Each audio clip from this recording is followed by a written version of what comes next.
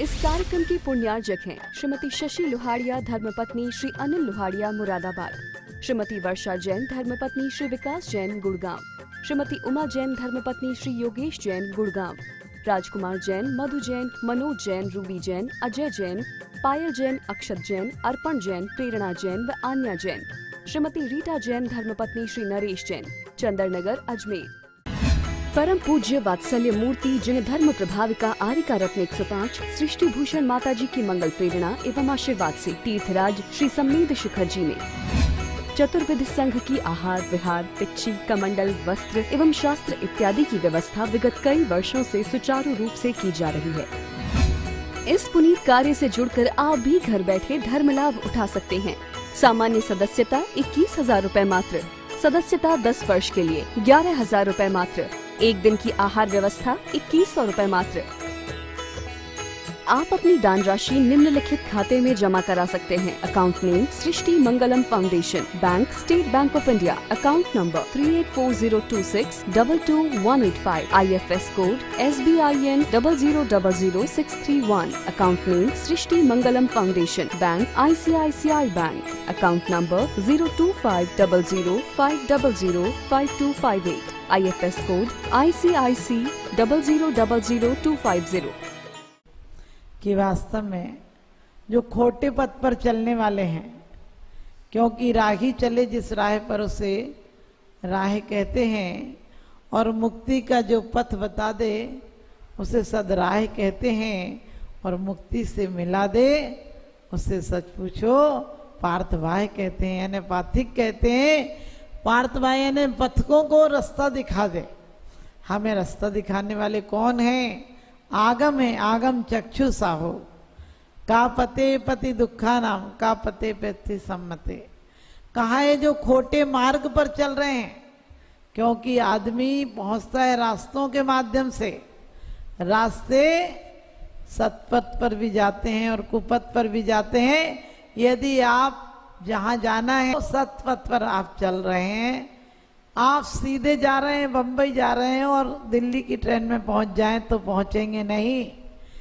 एक भिक्षु से एक पथिक ने पूछा कि हमें इस गांव के महल तक जाना है, कितनी दूर है ये महल और कितनी तेज चले कि हम शाम होने के पहले पहुंच जाएं।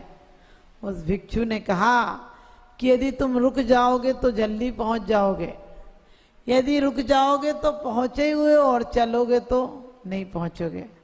उसने सोचा कैसा मूर्ख आदमी, अरे बूढ़ा है, इसका दिमाग खराब हो गया। कहता है कि यदि रुक जाऊंगा तो पहुंचा ही हुआ और चलूंगा तो नहीं पहुंच पा। चलने से तो दुनिया पहुंच जाती है कहीं। ये कैसा बेवकूफ है कि कह रहा है कि चलूंगा तो नहीं पहुंचूंगा। उसने कहा क्यों, चलना तो पड़ेगा ही। उसने कहा चल के देख लो, पहुंचोगे ही नहीं। मैं कह रहा हूं पहुंचे ही हो। तो कहते हैं, उसने कहा तो बेकार आदमी, मैं जितने जल्दी चलूंगा उतना महल में जल्दी पहुंच जाऊंगा। और वो चला, अंधेरा हो गया, अंधेरा हो गया और गिर गया। उसके पैर लहू लुहान हो गए। पीछे से वही फकीर आया और कहने लगा, मैंने कहा था ना कि चलोगे तो बिल्कुल नहीं पहुंचोगे और नहीं चलोगे तो पहुंचे हुए हो। उसने कहा मतलब? बोले तुम महल के पिछवाड़े में ही खड़े थे, तुम्हें महल का रास्ता पता नहीं था, तुम चले हो इसलिए महल से दूर हो गए, नहीं चलते तो महल में ही खड़े थे। ऐसी स्थिति हमारी और आपकी है। धर्म हमारे अंदर है, अभी है, इसी वक्त है, लेकिन आदमी चलने की जिद में पहुंचता कहीं नहीं है। हम भागते हैं, मंदिर पहुंच जाएंगे, तीर्थों पर पहुंच जाएंगे, जाप गृह में पहुंच जाएंगे, स्वाध्याय में पहुंच जाएंगे, लेकिन पहुंचोगे कहाँ? जीवन में उसने बड़ी बात कर ली, जिसने स्वयं से मुलाकात कर ली। हजारों मंजिलें मिलती हैं राहे जिंदगानी में, मगर एक आखिरी मंजिल बड़ी मुश्किल से मिलती है। मगर एक आखिरी मंजिल बड़ी मुश्किल से मिलती है। वो मंजिल किसी किसी को मिलती है, और जिसको मिलती है उसे भागने की जरूरत नहीं पड़ती है। अपन लोग पूरी जिंदगी भागते हैं कुछ मिल जाए, और कहीं कुछ नहीं मिलता है। और जो धर्म का साथ ले लेता है, क्योंकि दो तरफ से आदमी जीता है, एक अपना मान कर जीता है और एक अपने को मान कर जीता है। जो अपने का फैलाव रखता है वो कहीं नहीं पहुंचता है, क्योंकि अपने का फैलाव ही तो दुख का कारण है। मेरा मकान, मेरा दुकान, मेरी पत्नी, मेरा बच्चा, मेरा जितनी भी रजिस्ट्रियां हैं सब मेरी हैं, तब तक दुख है। और मेरी आत्मा अकेली मेरी है, इतना ही सुख का कारण है। अप्पा अप्पम रहियो इणमेवम परम हवे जानम, कह दिया अपने आप में रुक जाना, यही परम ध्यान है। और जब तक माँ मुज्जय माँ रज्जय माँ दुस्सय माँ इठ निठ अत्ते सुथिर मच्छय जय चित्तम विचित्त झाणप्य सिद्धि है। कह दिया राग मत करो, मोह मत करो, द्वेष मत करो और इष्ट अनिष्ट की कल्पना नहीं करो, क्योंकि कोई पदार्थ जग में बुरे न अच्छे, ऐसा सदैव कहते गुरुदेव सच्चे। होगा न राग जब लो तब लो न बंद, क्योंकि कहा है इसलिए तो उदय से वन वीत राग। आपको पता है सर्दी हो, कूलर का व्यापारी हो, एसी का व्यापारी हो, वो क्या भावना पाएगा, जितनी गर्मी पड़े उतनी अच्छी है। और कोई हीटर का व्यापारी हो, वो क्या सोचेगा, जितनी सर्दी पड़े उतनी अच्छी। कोई उनका काम हो जिसका, वो क्या सोचेगा, जितनी सर्दी पड़े उतनी अच्छी है। कुम्हार सोचेगा धूप पड़े, और किसान सोचेगा कि अच्छी बारिश आ जाए शाम समय पर। तो क्या करेगा परमात्मा, परमात्मा प्रकृति अपने हिसाब से चलती है। ना धूप अच्छी होती है, ना छांव अच्छी होती है। जिसके भाव अच्छे होते हैं उसको हर गांव अच्छा होता है। एक गांव में एक पथिक आया और एक बुड्ढे से कहने लगा कि अबे बुड्ढे, ये गांव कैसा है, मुझे रुकना है। उस बूढ़े आदमी ने कहा तुम जिस गांव से आते हो वो गांव कैसा था। वो कहने लगा उस गांव का नाम मत लो, वो गांव बड़ा बुरा था। भैया थोड़ी आवाज खींच रही है, इसको सही कर, बोलने में जोर पड़ा। उसने कहा कि तुम जिस गांव से आए थे वो गांव कैसा था। तो जो आगंतुक था, पथिक था, उसने कहा उस गांव की बात मत कर देना तू, वरना तुझे भी पीटूंगा। वो गांव बड़ा बुरा था। उस गांव की बात सुनते ही तो मेरे खून खौल जाता है, लगता है जिस दिन शक्ति पाऊंगा उस दिन एक एक को मार दूंगा। तो बुढ़ा तुरंत बोला ये गांव उससे भी बुरा है, इस गांव में तो सोचो नहीं मत, उस गांव से 1000 गुने लोग यहाँ के बुरे हैं। और रही बात, तू यहाँ बिल्कुल मत रुकना और किसी गांव में अपना घर बना, यहाँ तो सोचना भी मत। उस गांव से भी ज्यादा खराब लोग, एक एक बच्चा यहाँ तो खराब है। और वो घुड़सवार सवार ही हुआ था, तब तक कि दूसरा घुड़सवार आया और उसने कहा कि राम राम बाबूजी और संत जी, ये बताओ, पैर छुए उसने और कहा संत जी ये गांव कैसा है। उसने कहा बेटा ये बताओ तुम जिस गांव से आ रहे वो गांव कैसा था। उसने कहा कि मत पूछो, वो गांव बड़ा भला था, वहाँ का एक एक आदमी अच्छा था, और वहाँ का नाम लेते ही तो मुझे रोना आता है कि मुझे क्यों छोड़ना पड़ा गांव। मेरा मन तो नहीं था छोड़ने का, किसी परिस्थिति बस मेरे कारण उन लोगों पे आपत्ति आ जाती, इसलिए मैं उस गांव को छोड़ना चाहता हूँ। और जब मेरी आपत्ति टल जाएगी तो मैं वापस उसी गांव में जाऊंगा। और मैं तो सोचता हूँ कि मेरी अंतिम सांसें उसी गांव में निकलें, क्योंकि उस गांव के लोग बड़े भले हैं, बड़े प्रेमी हैं। तो उस बुड्ढे ने कहा यहाँ रुक जाओ, यहाँ के गांव के लोग उससे भी अच्छे हैं, इस गांव के लोग उससे भी अच्छे हैं, तुम यहाँ रुको, तुम्हें कोई दिक्कत नहीं होगी, तुम उस गांव को भूल जाओगे, यहाँ गांव के लोग इतने अच्छे हैं। वो पहला पथिक जिससे बुड्ढे ने कहा था कि गांव बड़ा बुरा है, वो कहने लगा तेरा दिमाग खराब है, अभी इसी गांव के बारे में मैंने पूछा तो तूने कहा ये गांव अच्छा नहीं है, और इससे कह रहा है कि गांव अच्छा है। तो उसने कहा कि मैंने सही कहा, तू ऐसा उदंड आदमी है, तुझे बोलने का सलीका नहीं, तुझे देखने का नजरिया नहीं, तू जहां जाएगा वहीं तेरी आफत ही आफत होगी, क्योंकि तू बेवकूफ है, इसलिए तुझे कदम कदम पर फजीयत नाम की औरत मिल जाएगी, तेरी फजीयत होगी।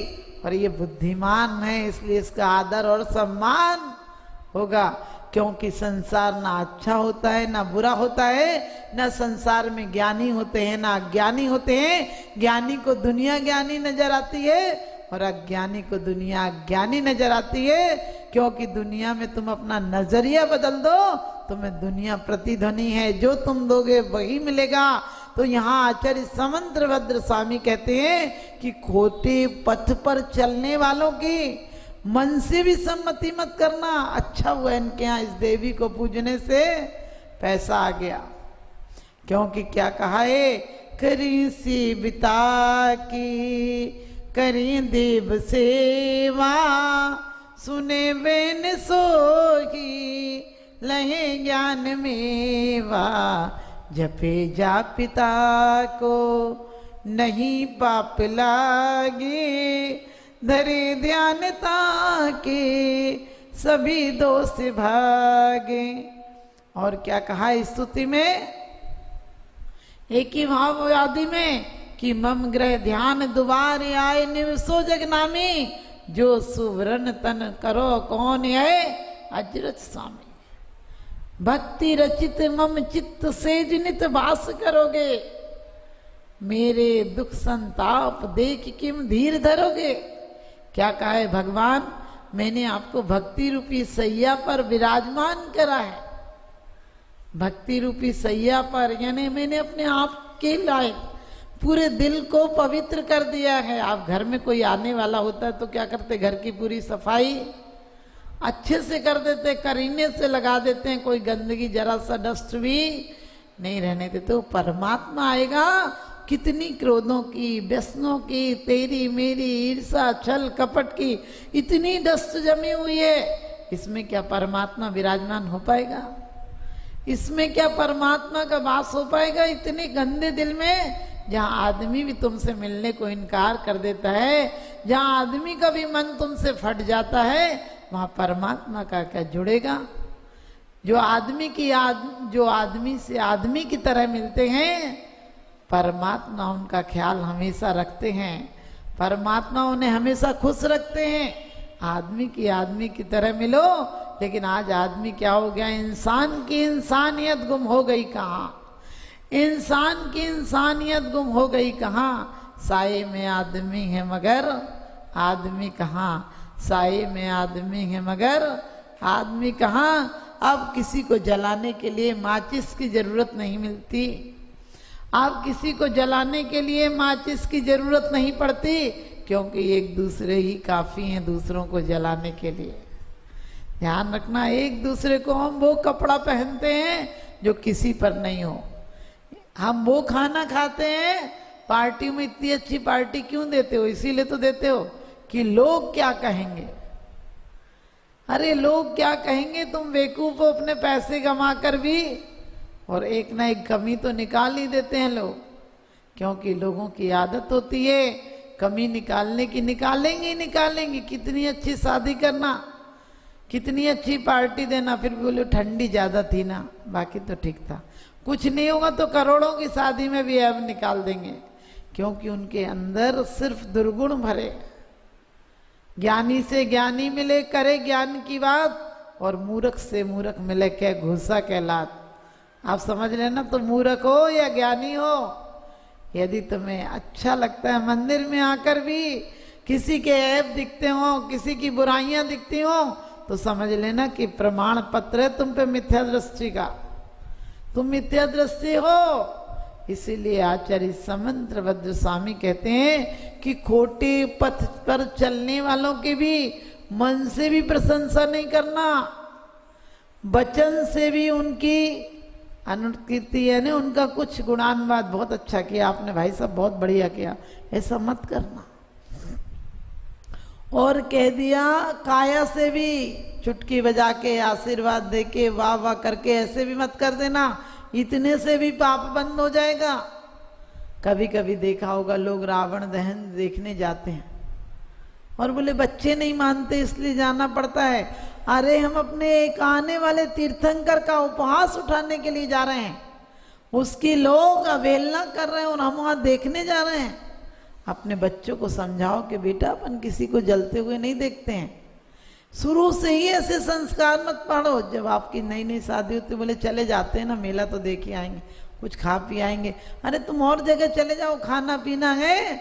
ऐसी जगह क्यों जाते हो जहाँ सामूहिक पाप कमा रहे हो? इसलिए एक ही कह दिया ऐसे काम मत करना, नहीं तो तुम्हारे मिथ्या दृष्टि हो जाओगे। रेवती रानी को देखो कि समोत्सरण तक लगा दिया, ब्रह्मा विष्णु सब वेश धारण करके आ गए, लेकिन वो कहती है कि नहीं, तीर्थंकर तो 24 ही होते हैं, ये कोई माया जाल होगी।